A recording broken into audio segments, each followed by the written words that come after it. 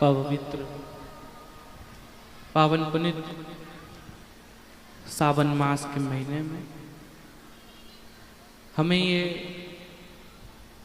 पवित्र श्री शिव महापुराण सुनने का सौभाग्य प्राप्त हुआ है।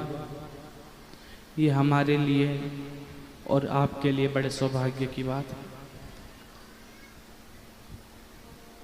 जैसे एक छोटा बच्चा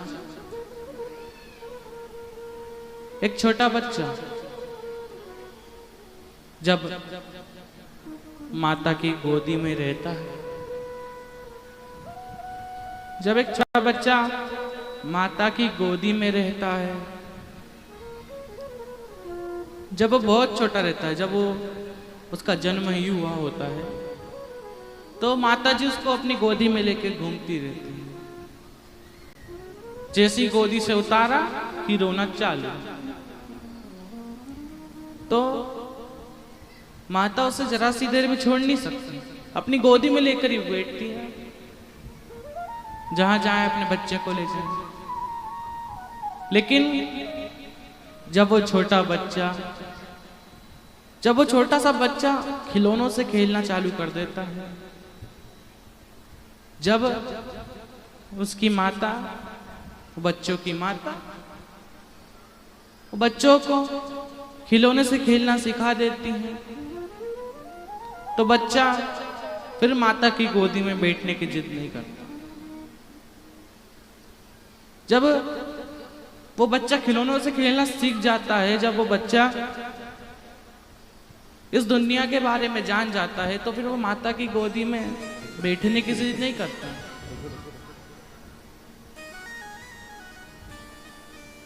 ऐसे ही भगवान शंकर,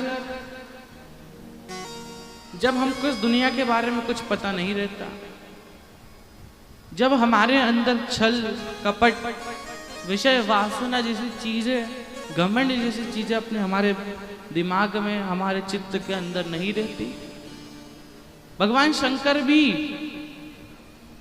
जब हमारे अंदर भोलापन रहता है, तो भगवान शंकर खुद हमें उनकी गोदी में लेकर खिलाते हैं। लेकिन अगर जब हमने ये दुनिया के बारे में सीख लिया, जब हमने छल करना चालू कर दिया, जब हमने झूठ बोलना चालू कर दिया, जब हमारे मन के अंदर से भोलापन चला गया, जब हमारे अंदर किसी की प्रति ईर्ष्या आ गई, तो भगवान शंकर भी अपनी गोदी से उतारकर दुनिया में छोड़ देता है। जब तक एक बच्चे को खिलौनों से खेलना नहीं आता, तब तक वो माता की गोदी में रहता है, और जब उसे खिलौनों से खेलना आ गया, वो माता की गोदी से उतरकर जमीन पर बैठ जाता है, फिर उसे माता की जरूरत नहीं। और ऐसे ही जब तक एक इंसान इस दुनिया के बारे में नहीं जानता, जब तक एक इंसान झूठ नहीं बोलता, जब तक एक इंसान किसी के प्रति ईर्ष्या नहीं करता, किसी के प्रति किसी की निंदा नहीं करता, तब तक भगवान शंकर की गोदी में वो रहता है। और जैसे ही आपने दुनिया से खेलना सीख लिया, जैसे ही आपने झूठ बोलना सीख लिया, जैसे ही आपने निंदा करना सीख ली, भगवान शंकर भी गोदी से उतार कर ये मृत्यु लोक में छोड़ देते हैं। भगवान शंकर किसी का पैसा नहीं देते, भगवान शंकर कभी किसी का धन दौलत, किसी की पहुंच नहीं देखते। भगवान शंकर देखते हैं तो दिल देखते हैं कि इसके दिल में कितने लोगों की जगह है, इसका दिल कितना बड़ा है, कितना दान कर सकता है, कितना पुण्य कर सकता है, कितना अच्छा बोल सकता है। भगवान शंकर ये देखते हैं। और ये पवित्र पावन पुनीत श्री शिव महापुराण सुनने का मौका हमें यहाँ पर मिला है। ऐसी शिव महापुराण के चरणों में दंडवत प्रणाम करता हूं। ये व्यासपीठ जिस पर से आप निरंतर शिव महापुराण कथा को सुनते रहते हैं, श्रीमद् भागवत सुनते रहते हैं, ऐसी पावन व्यासपीठ को दंडवत प्रणाम करता हूं। हमारे ठाकुर कल्लू जी महाराज जो कि पूज्य गुरुदेव के साथ निरंतर कथाओं में जाते रहते हैं, उनके चरणों में दंडवत प्रणाम करता हूँ। हमारे पूज्य गुरुदेव के चरणों में दंडवत प्रणाम करता हूँ, जिन्होंने हजारों लाखों करोड़ों लोगों को शिव का मार्ग बताया है। आप सभी जो यहाँ आकर निस्वार्थ भाव से वो बच्चे की तरह इस शिव महापुराण कथा को सुन रहे हैं, निस्वार्थ भाव से, बिना किसी ईर्ष्या से, बिना किसी कामना से इस शिव महापुराण कथा को सुन रहे हैं, आप सबके चरणों में दंडवत प्रणाम करता हूं। और जब आप सावन के मास में, सावन के महीने में भगवान शंकर को एक लोटा जल चढ़ाते हैं, भगवान शंकर को जल जब आप चढ़ाने जाते हैं तो ये तो पक्का है कि वो जल कभी खाली नहीं जाता, वो कुछ ना कुछ पुण्य, कुछ ना कुछ फल देकर जरूर जाता है। और दुनिया वाले कुछ भी कहें, बहुत लोग होते हैं बोलेंगे भगवान शंकर ने तेरे को क्या क्या दे दिया, भगवान शंकर के कुछ दे सकता है? वो तो बस बोलने की बातें हैं। क्या जल पीने से रोग ठीक हो सकते हैं? क्या बेलपत्री खाने से रोग ठीक हो सकते हैं? बहुत लोग मिलेंगे रे। वो है ना कि जब शेर का बच्चा शिकार करने जाता है तो रास्ते में भेड़िए बहुत मिलते हैं। अगर वो भेड़ियों की बात सुनकर शेर का बच्चा शिकार करने नहीं जाए तो वो तो कभी शिकार सीख ही नहीं पाए। और अगर वो भेड़ियों को इग्नोर कर कर वो आगे चले जाए, वो भेड़ियों को ना देखे और आगे बढ़ जाए, तो वो शेर का बच्चा भी शेर की तरह बन जाएगा। अगर आप ये दुनिया वालों की बातें ना सुने, अगर आप ये दुनिया वालों की कुछ कहे जो ये अनसन कहते हैं, इनकी बातों पर ध्यान ना दे, तो आपको आपके मुकाम तक, आपको आपकी मंजिल तक पहुंचने में ज्यादा देरी नहीं लगी। 5 मेंढक, 5 मेंढक एक दिन घूमने निकले, 5 दोस्त, 5 मेंढक घूमने निकले। अब 5 मेंढक घूमने गए, जाते जाते जाते जाते रास्ते में एक बड़ा सा गड्ढा आ गया। 5 में से 3 मेंढक उस गड्ढे में जाकर गिर गए। कितने मेंढक गिरे? 3। कितने मेंढक?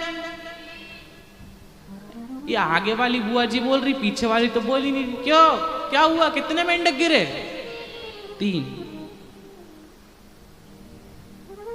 3 मेंढक वो गड्ढे में जाकर गिरे। वो 2 मेंढक जो ऊपर थे, उन्होंने आवाज लगा के कहा कि भाई अब तो तुम इतने गहरे गड्ढे में गिर गए हो, अब तो तुम बाहर ही नहीं निकल सकते, असंभव। तीनों मेंढक प्रयास कर रहे, तीनों मेंढकों ने प्रयास करा, खूब ऊपर जाने का प्रयास करा, प्रयास करते रहे करते रहे करते रहे। वो दोनों मेंढकों ने ऊपर से चिल्लाया, नहीं निकल सकते, कोई रास्ता ही नहीं है, असंभव है इसके ऊपर से निकलना। अब तीनों मेंढकों में से एक मेंढक थक हार कर कोने में जाकर बैठ गए। अब वो 2 मेंढक जो अभी भी प्रयास कर रहे थे, वो ऊपर वाले 2 मेंढकों ने फिर कहा, सुनाई नहीं देता, बोला ना नहीं निकल सकते। असंभव है, बहुत कहा। और आखिरी में वो दूसरा मेंढक भी थक हार कर कोने में जाकर बैठ गया। अब वो थक हार कर कोने में जाकर बैठा, लेकिन वो जो एक मेंढक बचा था वो निरंतर प्रयास करता रहा, खूब प्रयास करा। वो ऊपर के दो मेंढकों ने खूब आवाज लगाई, अरे सुन तो ले, नहीं निकल सकता, बाहर ही नहीं निकल सकता। मैं कह रहा हूं ना, नहीं निकल सकता, हम कह रहे हैं नहीं निकल सकता। खूब उसको हराने की कोशिश करी, खूब डिमोटिवेट करने की कोशिश करी, लेकिन वो मेंढक प्रयास करता रहा और वो आखिरी में वो गड्ढे से बाहर निकल गया। गड्ढे से बाहर जैसे ही निकला, वो दोनों मेंढक जो कोने में बैठे तो उन्होंने देखा कि अरे ये बाहर कैसे निकल गया, हम तो इतनी देर से मेहनत कर रहे थे, हमें तो कोई रास्ता मिला ही नहीं, और ये बाहर कैसे निकल गया। अब वो दोनों मेंढक कौन कह रहे चिल्ला चिल्ला के कि नहीं निकल पाओगे, नहीं निकल पाओगे। लेकिन वो जो एक मेंढक था वो बाहर कैसे निकल गया।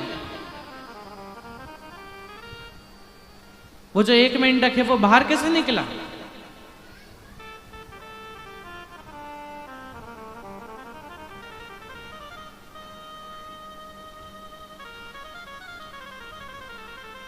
कारण पता लगाया कि वो जब चिल्ला रहे थे कि तुम बाहर नहीं निकल पाओगे, वो नहीं निकल पाओगे, वो दोनों मेंढकों ने बात सुन ली, उसने क्यों नहीं सुनी। तो पता चला कि वो जो मेंढक था वो बहरा था, उसे सुनाई नहीं देता था। वो जो मेंढक था वो बहरा था। तो ये कहानी हमें इतनी बड़ी सीख देती है कि अगर आप अपनी मंजिल तक पहुंचना चाहते हैं, अगर आप अपने मुकाम तक पहुंचना चाहते हैं, अगर आप आगे बढ़ना चाहते हैं तो बहरे हो जाओ। किसी की बात मत सुनो। दुनिया कहती रहेगी कि क्या होगा मंदिर जाने से, क्या होगा जल चढ़ाने से, क्या होगा शिव पुराण सुनने से। इन्होंने तो धंधा खोल के रखा है, बहुत लोग कहेंगे। लेकिन अगर आपने इनकी बात सुन ली तो वो दो मेंढकों जैसा हाल हो जाएगा। इस दुनिया में ही फंसे रह जाओगे और इस दुनिया से बाहर देख ही नहीं पाओगे। और भगवान शंकर जब उनकी शरण में कोई जाता है, जब उनकी कोई शरण में जाकर उनसे कुछ मांगता है तो वो देने में कमी नहीं रखते। कहते हैं कि दुनिया की बात मत सुन, खुद पर भरोसा रख, एक दिन ये भवसागर से पार तो जरूर हो जाएगा। और वो है ना एक लाइन, तेरे द्वार पे जब से शीश झुकाया, हारा ना मैं खुद को पाया, तूने थामी मेरी जिंदगी। अब जाके मुझको समझ ये आया, दुनिया है झूठी माया, सत्य एक तू झूठा हर कोई। जिन पे चल मिले तू वो ही बस में, ढूंढू अब डगर मंजिल तू हो तो लगेगा मुझको। खुशनुमा सफर तू मेरे दिल में रहता है, मन के मंदिर में बैठा है, मेरी रग रग में बहता है।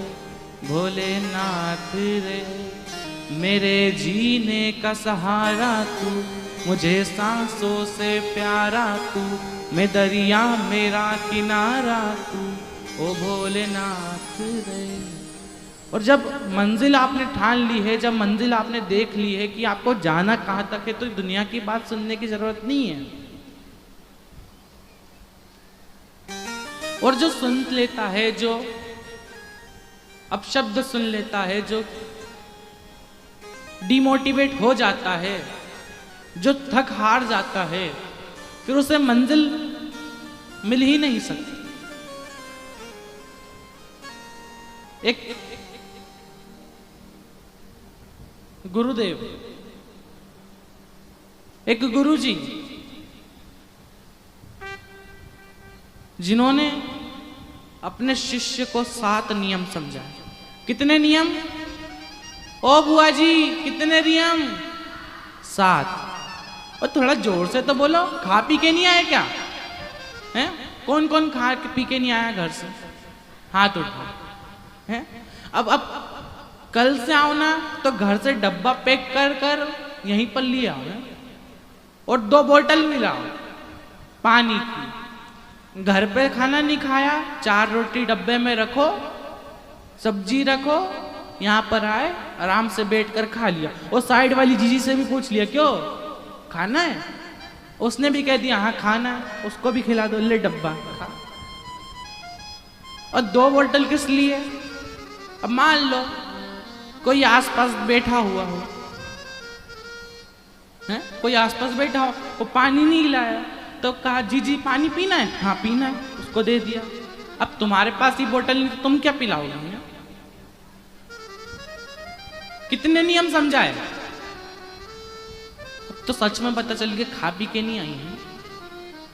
7 नियम गुरुजी ने अपने चेले को समझाया। हम 2-2 कर कर रोज वो नियम जानेंगे। पहला नियम गुरुजी ने समझाया कि कभी खाली मत बैठो, कभी खाली ना बैठा जाए। अब खाली कैसे ना बैठे? कहा कि आप कभी खाली बैठे हो, आपके मन में कुछ गलत ख्याल आ रहे हैं, आप अपने मन में कुछ ना कुछ गलत सोचते आ रहे हो, किसी की बुराई सोच रहे हो, किसी की कुछ सोच रहे हो, किसी के बारे में कुछ सोच रहे हो। अगर आप खाली बैठने की जगह कोई सी किताब पढ़ लें, खाली बैठने की जगह कुछ सा काम कर लें, तो आपके मन में वो ख्याल आएंगे ही नहीं।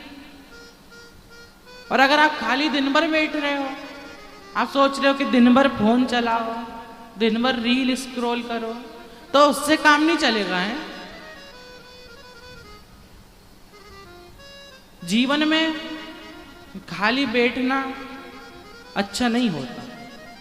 हाँ, हमने ऐसा नहीं कहा कि दिन भर ही बैठो, हैं दिन भर ही काम करते रहो गधों की तरह। थोड़ा समय अपने लिए ऐसा निकालो जिस समय आप आराम कर सको, जिस समय आप ध्यान लगा सको, जिस समय आप मेडिटेशन कर सको। थोड़ा ऐसा समय निकालो, लेकिन खाली मत बैठो। अब गुरुजी ने अपने चेले से कहा, चेला ये जो 100 पत्थर हैं, आज पूरे दिन ये 100 पत्थरों को वो सामने वाली पहाड़ी तक लेकर जाओ। अब चेले ने कहा कि गुरुजी इसका तो कोई अर्थ ही नहीं बनता, ये काम का तो कोई अर्थ ही नहीं है। कहा कि काम अर्थ देखकर नहीं किया जाता, काम काम होता है, करो। 100 पत्थर एक एक करके करते करते करते करते वो चेले ने गुरुजी की बात सुनकर वो 100 पत्थर ले जाकर वो पहाड़ी तक पहुंचा दिया। अब पत्थर भारी, हाथों में छाले पड़ गए, पैरों में छाले पड़ गए। अब गुरुजी ने कहा है तो करना तो पड़ेगा। 100 पत्थर ले जाकर सामने वाली पहाड़ी तक रखे, हाथ पैरों में छाले पड़ गए। गुरुजी से आके कहा, गुरुजी रात हो चुकी थी, गुरुजी मैंने सारे पत्थर वो पहाड़ी तक पहुंचा दिए। गुरुजी ने कहा अच्छा बहुत बढ़िया, आओ बैठो खाना खाओ। अब वो बैठा, भोजन करा। अब लेकिन गुरुजी उसके मन में एक सवाल था कि गुरुजी ने मेरे से 100 पत्थर वहां तक ले जाने को बोला, तो बोला क्यों? अब वो चेले ने गुरुजी से पूछ लिया, गुरुजी ये आपने मेरे से 100 पत्थर वहां तक रखवाए, इसका कुछ अर्थ तो बना ही नहीं, आपने रखवाए तो रखवाए क्यों? गुरुजी ने कहा कि देखो, तुम पहले पूरा दिन खाली बैठे रहते थे, पूरा दिन कुछ ना कुछ बैठे बैठे सोचते रहते थे किसी के बारे में अपशब्द सोचते रहते थे, किसी के बारे में गलत सोचते रहते थे, और सोचते सोचते तुम्हारा जो दिमाग था वो गलत ख्यालों की तरफ बढ़ने चलने लग गया, गलत कर्मों की तरफ बढ़ने लगा। लेकिन आज तुमने 100 पत्थर पूरे दिन में वो पहाड़ी तक पहुंचाए, वो 100 पत्थर पूरे पहाड़ी तक तुमने आज पहुंचाए हैं, तो तुम्हें तुम्हारी असफलता की तरफ, तुम्हें कुछ गलत सोचने का समय ही नहीं मिला, कुछ गलत सोचने का समय ही नहीं मिला। अब वो चेला बड़ा शर्मिंदा है। गुरुजी ने कहा ठीक है, अब शर्म मत करो, भोजन करो। अब दूसरा दिन आया, गुरुजी ने कहा कि बेटा देखो,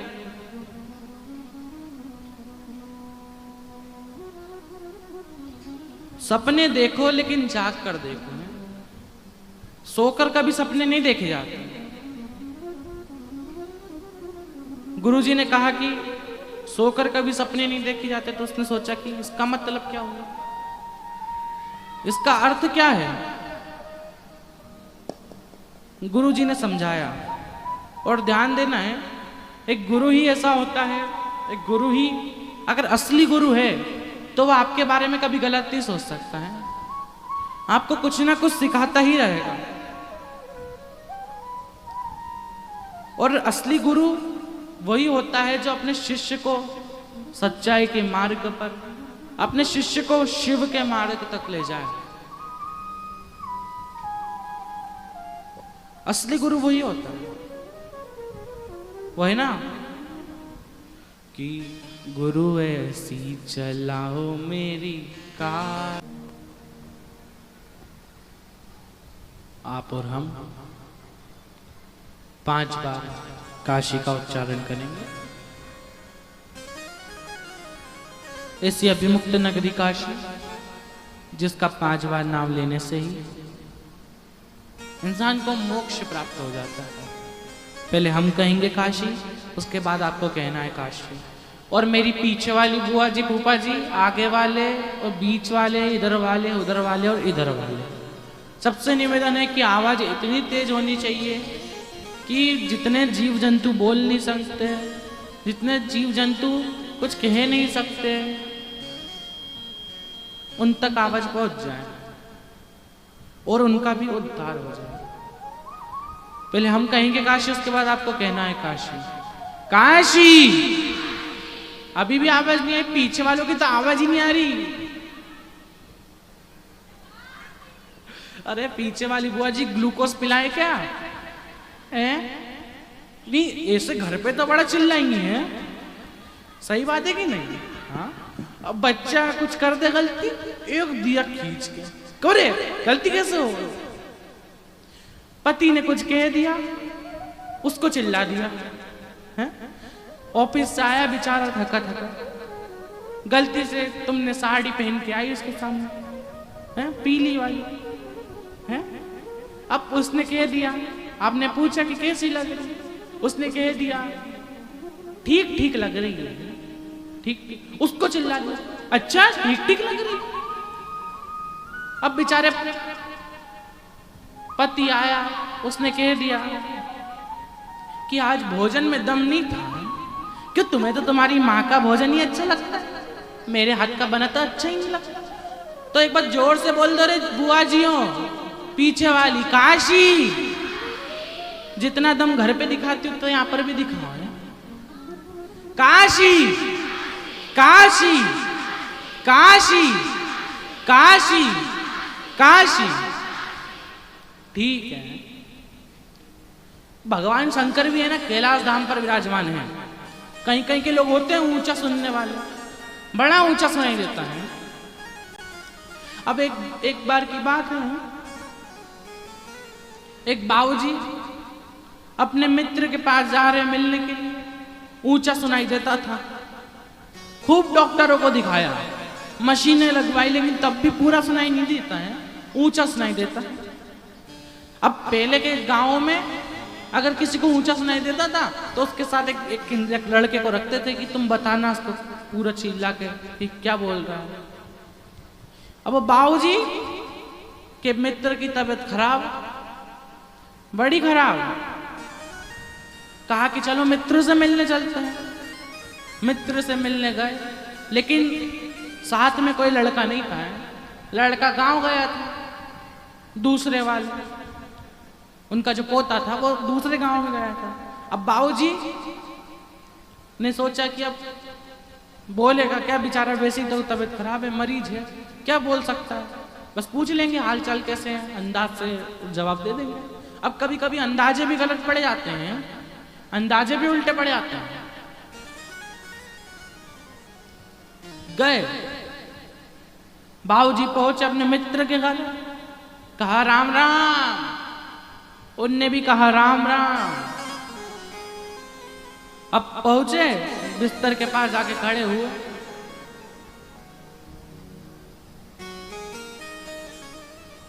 पूछ लिया क्यों हालचाल कैसे हैं।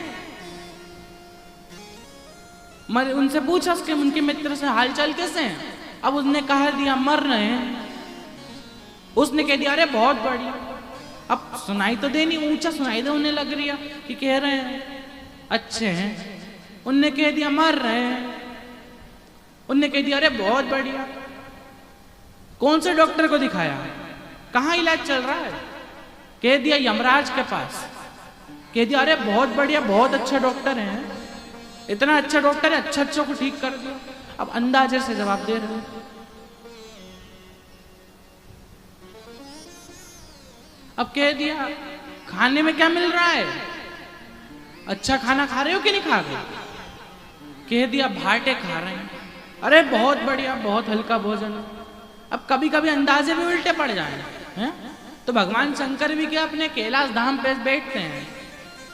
अब तुमने धीरे से कहा कि काशी, अब उनको लगा अंदाजे से जवाब दिया, अंदाजे से बोला। उनने भी अंदाजा लगाया कि कुछ और कह रहा हो, तो थोड़ा सा क्या जोर से बोलो ताकि भगवान शंकर के कैलाश धाम तक तो आवाज पहुंचे, भगवान शंकर के कैलाश धाम तक आवाज पहुंचे। अब कथा, गुरुजी ने कहा कि सपने देखो ना तो पूरा आंख खोल के देखना चाहिए, ऐसे बंद करके नहीं देखना। कह दिया गुरुजी आंख खोल के सपने कैसे देख सकते हैं। कह दिया तुम दिन भर पड़े रहते हो, सोए रहते हो, दिन भर आराम करते हो और मन ही मन में सपने देखते रहते हो। तुमने सपने तो खूब देखे, खूब सपने देखे, आंख मूंद कर खूब सपने देखे, लेकिन कभी उस पर अमल करा। गुरुजी से सर झुका के कहा नहीं, मैं हमेशा सपने देखता रहता हूं, लेकिन कभी उसको उस सपने पे खरा उतरा ही नहीं कि मुझे ये करना है। तो गुरुजी ने कहा कि सपने अगर देखो, अगर सपने देखो ना तो आंख खोल कर देखो, बस सपने देखो मत, उस पे अमल भी करो, उस सपने पे काम भी करो। गुरुजी के दो नियम शिष्य को बड़े अच्छे से समझ आते हैं। अब गुरुजी के 7 नियम हैं, हम दो कर रोज की रोज कथा में समझेंगे। अगर सपने देखना ही है तो आंख खोल कर देखो।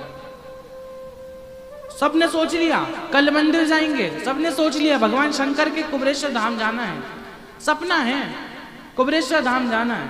कहा अच्छा, अब सपने के लिए कभी प्रयास करा कि कुबरेश्वर धाम जाए तो जाए कैसे। अब सोच तो लिया कि अब कुबरेश्वर धाम तो जाना है, सपना तो देख लिया, फिर आंख बंद कर कर देखा जाए तो जाए कैसे। कभी सोचा ही नहीं। सपना देखा हमें ये गाड़ी खरीदनी है, उस सपने पे चलने का प्रयास ही नहीं करा। अब गाड़ी खरीदे तो खरीदे कैसे, पैसे आएंगे तो कैसे आएंगे। सोच लिया शिव पुराण सुनने जाना है, अब शिव पुराण सुनने जाएंगे तो जाएंगे कैसे, उस पर सोचा ही नहीं। तो सपने अगर देखो ना तो कभी आंख बंद करके मत देखो, हमेशा खोल के देखो कि जाना है तो उस पर काम भी करना है। आया समय, माता चंचुला देवी के पति बिंदु, जिनका जन्म तो ब्राह्मण कुल में हो गया, लेकिन उनके कर्म ब्राह्मण वाले नहीं थे।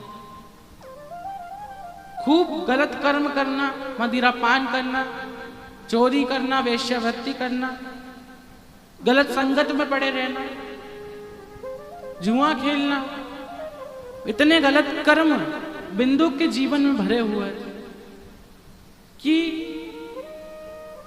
पार लगना असंभव था। बिंदु ने खूब गलत कर्म करे और आखिरी में एक पराई कन्या से, एक पराई स्त्री के साथ रहना चालू कर दिया। गलत धन अपने घर में लाकर भरते थे और कहते हैं कि गलत धन जब घर में आने लगता है, जब गलत धन हमारे घर के अंदर प्रवेश करता है, तो जितना भी आपका अच्छा धन होता है, जितना आपका परिवार होता है, सबको बिखेर के चले जाता है।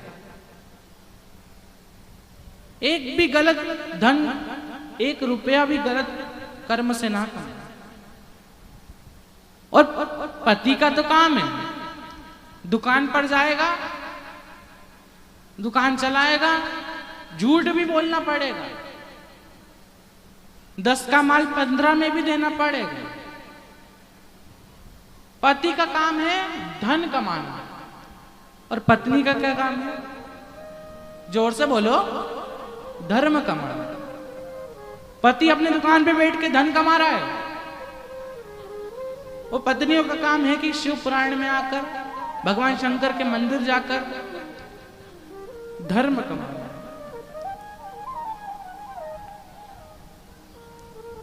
कहते हैं बहुत लोग कि गुरुजी, हमारा पति तो हमें शिव पुराण में लाए ही नहीं, हमारा पति तो हमें दान पुण्य करने दे ही नहीं। तो कहा किसने है? घर पर बैठो, शिव पुराण सुनो। गुरुजी, हम तो मंदिर चले जाते हैं, लेकिन हमारी जो देवरानी है, जेठानी है, हमारे घर के कोई मंदिर जाते ही नहीं। तो कहा तुम ही काफी हो, तुम ही काफी हो, सबको ले जाने की जरूरत भी नहीं है। वो है अभी कल कथा सुनी थी कि नहीं सुनी थी? कौन कौन आया था कल? हाथ ऊपर उठाओ। इतने लोग आए थे कल। देवराज नाम के ब्राह्मण की कथा हुई थी। देवराज नाम के ब्राह्मण की माता जी ने भगवान शंकर को जल चढ़ाया, भगवान की पूजा करी, भगवान की अर्चना करी, भगवान का नाम जाप करा, भगवान की भक्ति करी, भगवान का नाम स्मरण करा। तो माता जी के जल के बल से, माता जी की भक्ति के बल से पूरे घर का कल्याण हो गया। तो कहते हैं कि घर में कोई एक ही भगवान शंकर को 1 लोटा जल चढ़ा दे, भगवान शंकर को 1 लोटा जल चढ़ाकर बेलपत्र चढ़ा दे, भगवान का नाम जाप कर ले, भक्ति में लग जाए, तो पूरे घर का कल्याण अपने आप हो जाता है। किसी और को ले जाने की जरूरत नहीं, खुद ही चले जाओ। नहीं सुन रहा, मत सुनने दो। अगर भगवान से कोई भगवान के नाम से चिढ़ता है, तो उसके सामने जाकर 1 बार 3 बार ताली बजा के हर हर महादेव कह दो, तो ऐसी बंदर जाना चालू हो जाएगा। है अब पति शिव पुराण ने सुनने जा रही है, एक दिन टीवी पे बैठा के गुरुदेव की शिव पुराण सुना दो। अगर तब भी नहीं सुने तो रोज फुल आवाज कर कर, फुल वॉल्यूम कर कर अपने घर में शिव पुराण लगा दो। 1 महीना सुनोगी, 2 महीना सुनोगी, 3 महीना फुल आवाज में सुनोगी, और कभी ना कभी तो पति आकर तुम्हारे पास 10 मिनट बैठेगा कि क्या सुनकर ये देखे तो सही।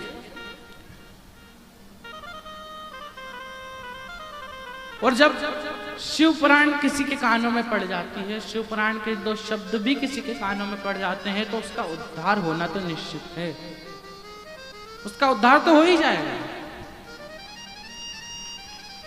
और कोई काम नहीं आएगा रे,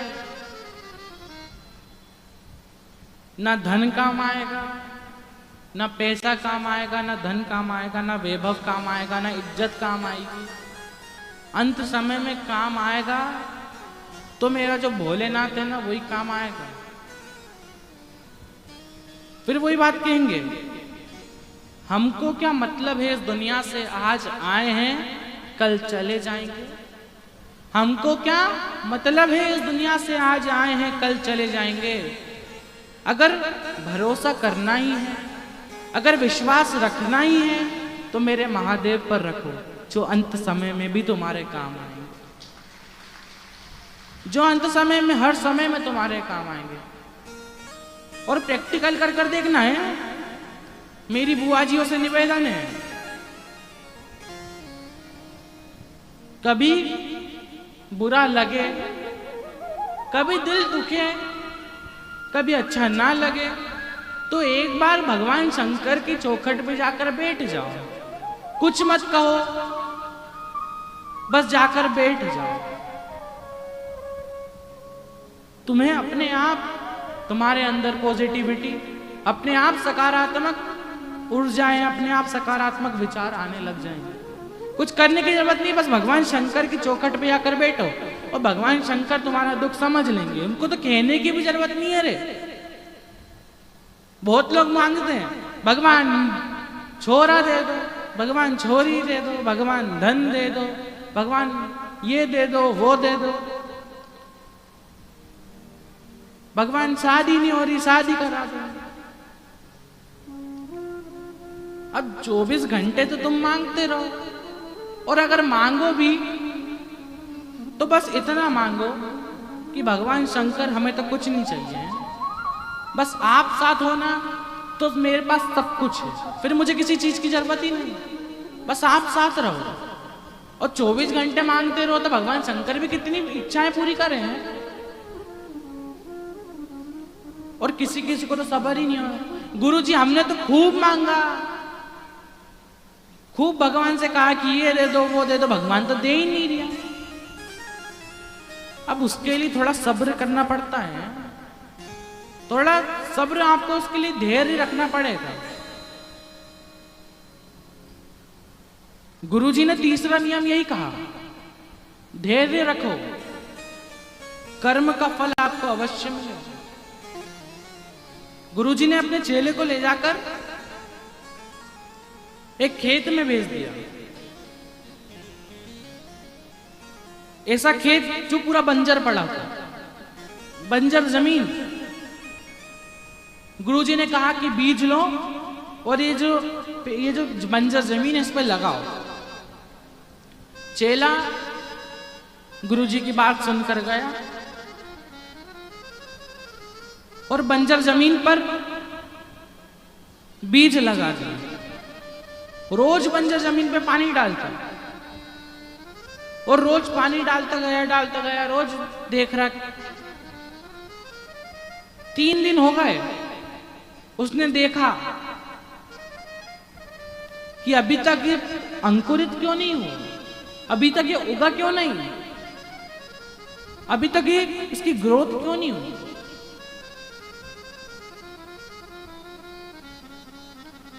3 दिन हो गए, गुरुजी के पास गया। गुरुजी वो पेड़ तो उग ही नहीं रहा, अब करें क्या, वो पेड़ तो उग नहीं रहा। अब गुरुजी ने कहा कि सब्र करो, सब्र का फल, ओ बुआ जी क्या होता है, खट्टा मीठा, सब्र का फल मीठा हो। गुरुजी ने कहा सब्र करो। 1 महीना हुआ, अंकुरित होना चालू हुआ, वो बीज अंकुरित हुआ। धीरे धीरे 1 महीने, 2 महीने, 3 महीने वो थोड़ा थोड़ा बड़ा होने लगा। गुरुजी ने जाकर अपने चेले से पूछा, क्यों चेला, ये जो तुमने बीज बोया क्या ये 1 दिन में उगा? कहा नहीं गुरुजी। 2 दिन में उगा? नहीं उगा। 3 दिन में? नहीं। 4 दिन में? नहीं। ये बीज 4 दिन में भी नहीं उगा, 5 दिन में भी नहीं उगा, 6 दिन में भी नहीं उगा। ये बीज उगा तो उगा कब? कहा ये बीज जब 15 दिन हो गए, जब 15-20 दिन हो गए उसके बाद उगा। कहा ऐसे ही कर्म का फल जो है, जो आप कर्म कर रहे हो उसका फल आपको 10 दिन में नहीं मिलेगा, 15 दिन में नहीं मिलेगा, 20 दिन में नहीं मिलेगा, 30 दिन में नहीं मिलेगा, 1 महीने, 2 महीने, 3 महीने में नहीं मिलेगा। लेकिन एक समय ऐसा आएगा, भले वो 3 महीने में आए, 4 महीने में आए या 5 महीने में, लेकिन एक समय ऐसा आएगा जब आपको वो जो आपका कर्म है, जो आपने पुण्य करा है, उसका फल आपको उस समय पे मिलेगा जब आपको उस चीज की जरूरत होगी, जब आपको आपके कुछ चीजों की जरूरत होगी, जब वो पुण्य जो आपने करा था वो आपके काम आएगा।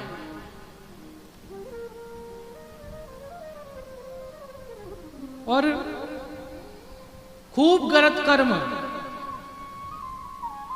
बिंदुक ने करे, पराई स्त्री के साथ रहने लगा। माता चंचला देवी बड़ी सीधी बेचारी, क्या कहें, अब कुछ कह नहीं पाई। दूसरी पराई स्त्री के साथ बिंदुक रहने लगा। और एक दिन वो पराई स्त्री ने कह दिया, सुनो बिंदुक, कहा मेरे को जो वह रानी गले में हार पहनती है ना, हाँ मुझे वो हार चाहिए।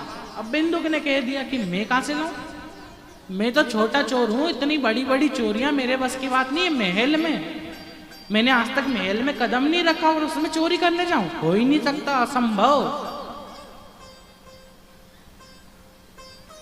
अब कहा कि अगर नहीं ला सकते हैं तो यहां से बाहर निकल जाओ, यहां रहने की जरूरत नहीं, निकलो। घर से बाहर निकाल दिया। बिंदुक को जबरदस्ती जिस महल में राजा के आज तक उसने कदम नहीं रखा था, उस महल में आज बिंदुक चोरी करने लगा। बाहर 2 द्वारपाल लगे थे। कितने द्वारपाल? ओ बुआ जी कितने? 2। अब वो 2 द्वारपाल हमारे हृदय में भी हमें लगाने चाहिए खुद से, हैं? हमें वो 2 द्वारपाल अपने हृदय में भी लगाने चाहिए। एक द्वारपाल वो जो हमारे अंदर गलत चीजों को न जाने दे। एक द्वारपाल वो जो हमारे हृदय में गलत चीजों को न जाने दे, गलत बातों को न जाने दे। अगर वो जाने दे तो उस भगवान शंकर के नाम को जाने दे। और दूसरा द्वारपाल वो जो हमारे हृदय के अंदर से भगवान शंकर को बाहर ना आने। ये 2 द्वारपाल हमें अपने हृदय में भी लगाने चाहिए। और भगवान शंकर वो लगाकर ही भेजते हैं। लेकिन क्या है, मनुष्य जो है उसे अच्छी चीजें कभी सूट ही नहीं करती हैं। उसे कुछ अच्छा दो तो कभी उसे ग्रहण ही नहीं होता। और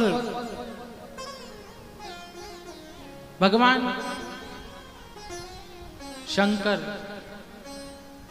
सब लीलाएं देख रहे हैं। वो जो बिंदुक था जिसने आज तक राजा के महल में कदम नहीं रखा, वो आज राजा के महल में चोरी करने गया है।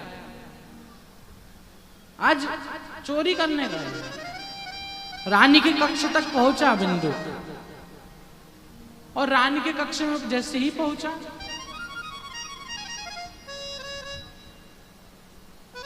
वो हार उठाया, हार उठाकर भागा।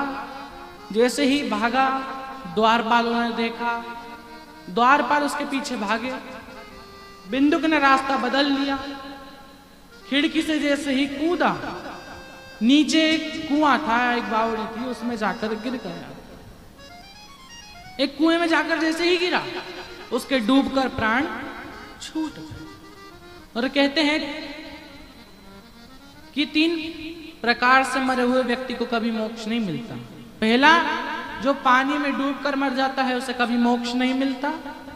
दूसरा, जो स्त्री के हाथ से मर जाता है उसे कभी मोक्ष नहीं मिलता। और तीसरा, जो सर्प के डसे से मर जाता है उसे कभी मोक्ष नहीं प्राप्त होता। पानी में डूबकर प्राण छोड़ दिए।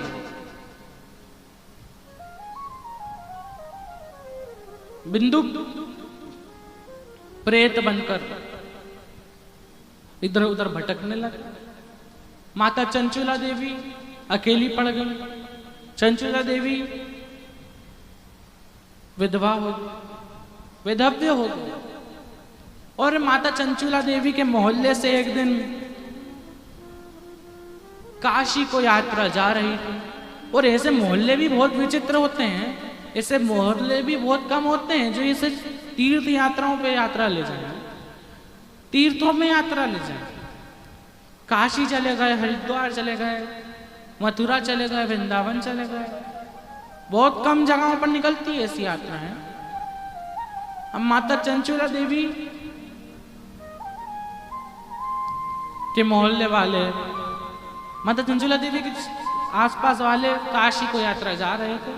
चंचुला देवी से पूछा, क्यों चंचुला चलोगी? काशी जा रहे हैं? अच्छा, वही काशी, अभिमुक्त नगरी? कहा हाँ वही। कहा अच्छा।